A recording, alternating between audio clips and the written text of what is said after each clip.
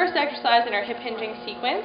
This is called the shortstop squat. This is like any other squat except that it's meant to retrain the movements around your hips and your spine. So it's not part of a workout.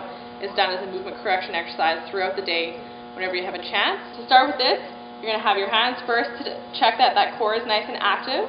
And you're going to let those hands, let them drop to your legs.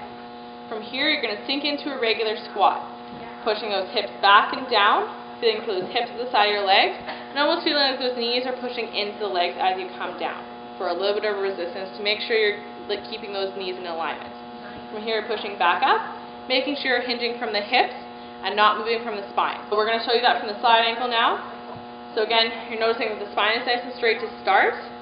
The core is nice and active. The hands are on the legs. From here, she's going to sink down into her squat, pushing the hips back and down, and then up and forward. Making sure those knees don't cross the toes, and everything is staying nice, straight, and strong.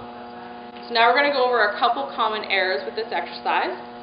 So from the front, again, hands can be at the sides. We're going to do this as if, but she's going to do a really common error, which is at the knees. So watch for the knees this time as she comes down.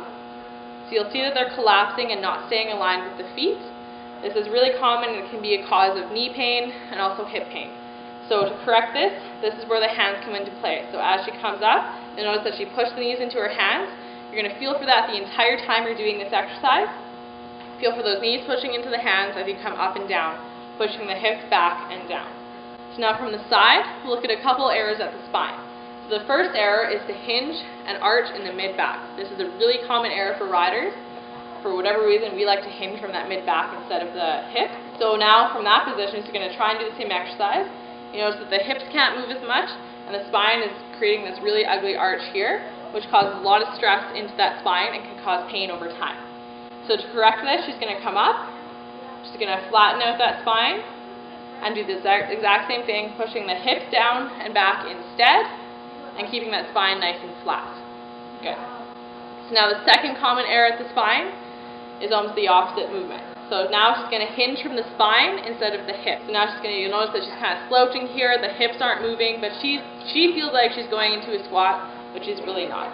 So this is another thing you need to watch for. We want those hips moving instead. So we're going to show you the right way to do it once more. So now she's going to push those hips back, keeping that spine nice and still. You'll notice now the spine isn't moving at all. And now she's going to push the hips up and forwards. Again, the spine stays nice and still. Again, this is a shortstop squat. And you can do this throughout the day as many times as you want to help retrain your brain to move the hips instead of the spine.